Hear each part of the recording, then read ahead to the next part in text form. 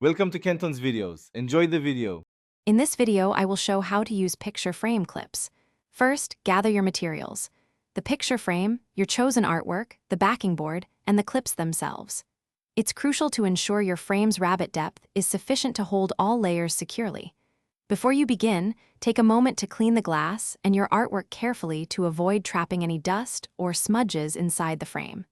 This simple preparation step saves a lot of effort later on.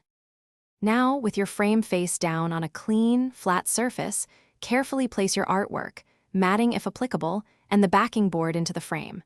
Take your time to center the artwork perfectly within the frame's opening.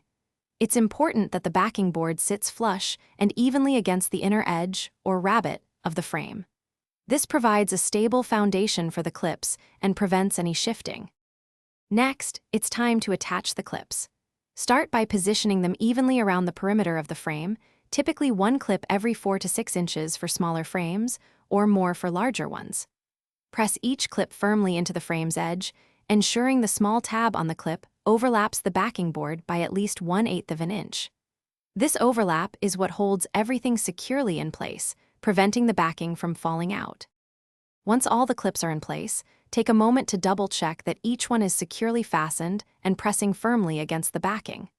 A good test is to gently shake the frame. If you hear any rattling, a clip might be loose or missing. Finally, if your frame doesn't already have hanging hardware, now is the perfect time to attach it. Your beautifully framed piece is now ready to display and enjoy for years to come. Thanks for watching. Consider subscribing if we helped you.